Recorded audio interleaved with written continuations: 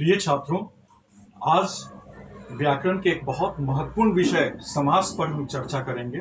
जैसा कि हम जानते हैं, समास 10वीं बोर्ड की परीक्षा के लिए अत्यंत महत्वपूर्ण है और यह 4 मार्क्स का आता है।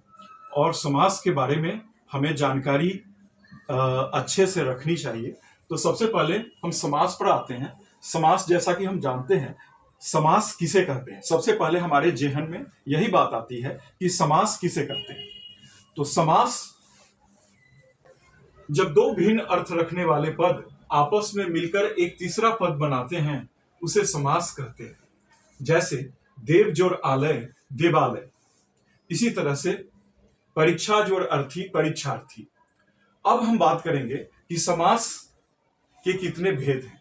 तो समास के 6 भेद हैं।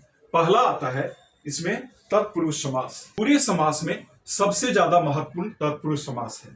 तत्पुरुष समास की विशेषता यह है कि इसके 2 पद होते हैं, पहला पद और उत्तर पद।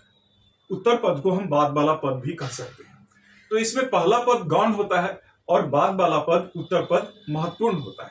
अब जैसे राजपुत्र, राजपुत्र राजा का पुत्र, तो यहां पर बाद वाला पद पुत्र वो ज्यादा महत्वपूर्ण है, प्रधान स्थिति में है।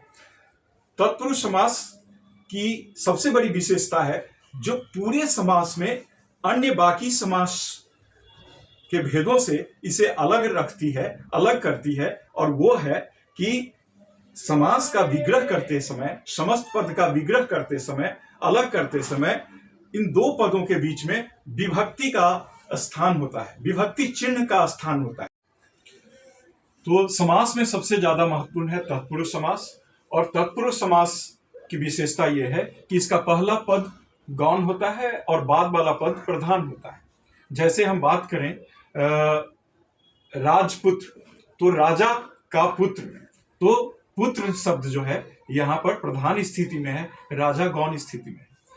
और तत्पुरुष समास की सबसे बड़ी विशेषता है जो पूरे समास के अन्य भेदों से इसको अलग करती है, वो है कि तत्पुरुष समास में समस्त पद को जब हम अलग करते हैं तो इन 2 पदों के बीच में विभक्ति चिन्ह का प्रयोग होता है। ये कारक के विभक्ति चिन्ह होते हैं जो कर्म कारक से लेकर के अधिकरण कारक तक प्रयोग में आते हैं। अब हम एक एक करके इनका उदाहरण देखेंगे और छात्रों को यह समझने में बहुत ज्यादा आसानी होगी कि कर्म कारक का विभक्ति चिन्ह, जैसे शब्द है ग्रामगत। ग्रामगत, ग्रामगत को जब हम विग्रह करेंगे तो ग्राम को गत, तो यहां पर को क्या है, ये कर्म कारक की विभक्ति चिन्ह है। ग्राम का अर्थ होता है गांव, गत का अर्थ होता है गया, यानी गांव को गया हुआ। उसके बाद करण कारक की विभक्ति चिन्ह का हम प्रयोग दिखाते हैं, अकाल पीड़ित, अकाल से पीड़ित। यहां ये जो है सो से करण कारक की विभक्ति चिन्ह है। इसके बाद संप्रदान कारक की विभक्ति चिन्ह का प्रयोग हम दिखाते हैं, यज्ञशाला, यज्ञ के लिए शाला। यहां पर के लिए संप्रदान कारक की विभक्ति चिन्ह है। इसके बाद हम आते हैं अपादान कारक की विभक्ति चिन्ह का प्रयोग करने वाले शब्द पर, पतझर, पत्ते से झरा। पत्ते से झरा का मतलब क्या हुआ, पत्ते से गिरा हुआ। उसके बाद हम आते हैं संबंध कारक की विभक्ति चिन्ह पर, राजपुत्र, राजा का पुत्र। तो ये का जो है संबंध कारक की विभक्ति चिन्ह का प्रयोग है। इसके बाद हम आते हैं अधिकरण कारक की विभक्ति चिन्ह वाले शब्दों पर। तो जैसे शब्द है आत्म मुग्ध,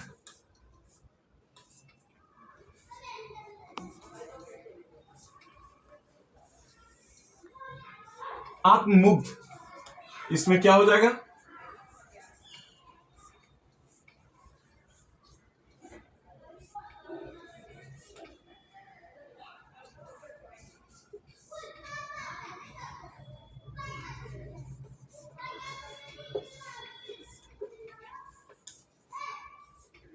आत्म में मुग्ध। आत्म, आत्म का अर्थ क्या होता है? अपने।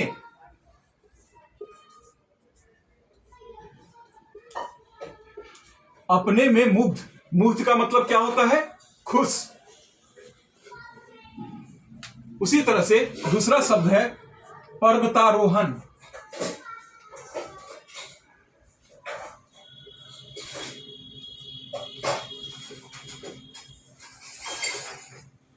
इसको विग्रह करेंगे तो क्या हो जाएगा? पर्वत पर आरोहण। आरोहण का मतलब क्या होता है? चढ़ाई।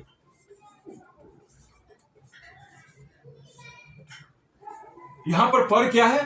अधिकरण कारक की विभक्ति चिन्ह। तो इस तरह से तत्पुरुष समास के सभी कर्म कारक से लेकर के अधिकरण कारक तक की विभक्ति चिन्ह वाले इनका कैसे प्रयोग होता है, ये हमने जिक्र किया। इसके बाद हम आते हैं कर्मधारय समास पर।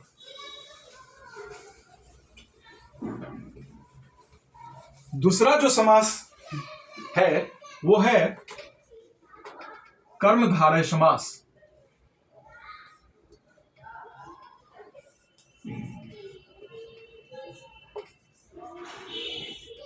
कर्मधारय समास, कर्मधारय समास की क्या विशेषता है? तो इसके भी पहले पद गौण होते हैं और बाद वाला पद प्रधान होता है।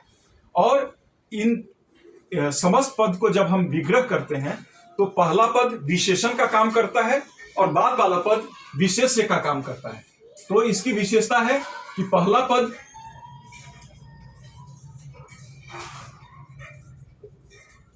विशेषण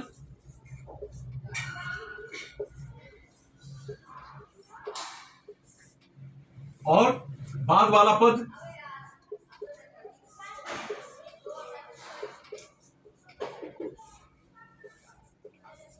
विशेष्य।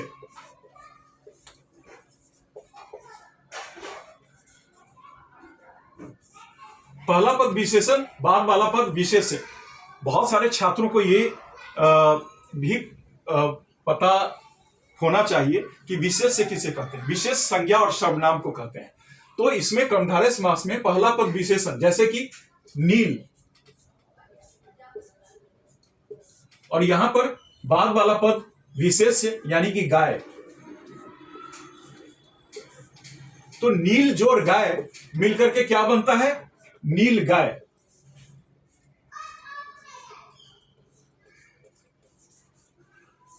नील गाय, नीला है जो गाय, नीला है जो गाय। तो नीला गाय यानी संज्ञा गाय की विशेषता को बता रहा है कि गाय का रंग नीला है। तो नील गाय में पहला नील शब्द जो है विशेषण है और गाय जो है विशेष्य है यानी कि संज्ञा है। एक और विशेषता है कर्मधारय समास की कि पहला पद उपमान होता है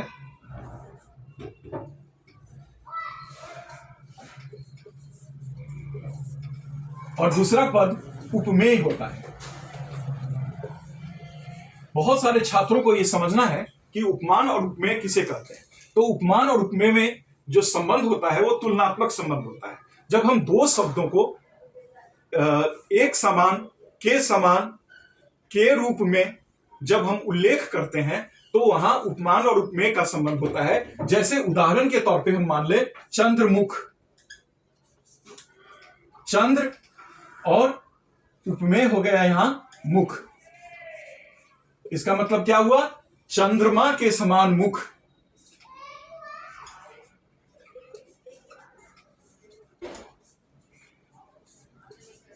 चंद्रमा के समान मुख।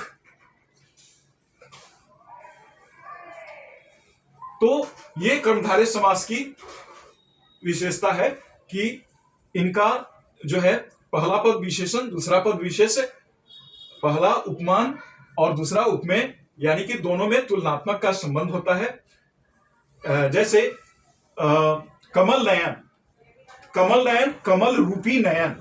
कमल रूपी नयन का मतलब क्या हो गया? कमल के समान नयन है जो। कमल के समान नयन है जो, तो यहाँ पर जो है कमल उपमान का काम करता है, नयन जो है उपमेय का काम करता है। तो ये कर्मधारय समास की विशेषता हो गई। अभी हमने समास के केवल दो महत्वपूर्ण भेदों के बारे में जिक्र किया, तत्पुरुष समास और कर्मधारय समास। बाकी समास जिसमें द्विगु समास है, द्वंद्व समास है, अव्ययी भाव समास है, बहुव्रीहि समास है, इस पर भी हम अपने अगले वीडियो में चर्चा जारी रखेंगे। और हमें आशा है कि हमारा यह वीडियो कक्षा 10 के बोर्ड के स्टूडेंट और साथ ही हिंदी व्याकरण जानने वाले छात्र छात्राओं के लिए, जिनके लिए हिंदी एक कठिन विषय बना हुआ है, तो उनको बहुत ही सरलता से इसे समझने में आसानी होगी। और आप सबों से विनयपूर्वक आग्रह है कि आप सभी छात्र छात्राएं हमारे लिए तो सबसे बड़े एसेट हैं, और अगर यह वीडियो पसंद आया हो, ज्ञानवर्धक हो, आपकी जानकारी के अनुरूप बना हो, तो आप इसे सब्सक्राइब करके और लाइक करके हमारा हौसला अफजाई करेंगे, हमारा मनोबल बढ़ाएंगे, और हम आपके लिए अच्छा से अच्छा वीडियो बनाएंगे।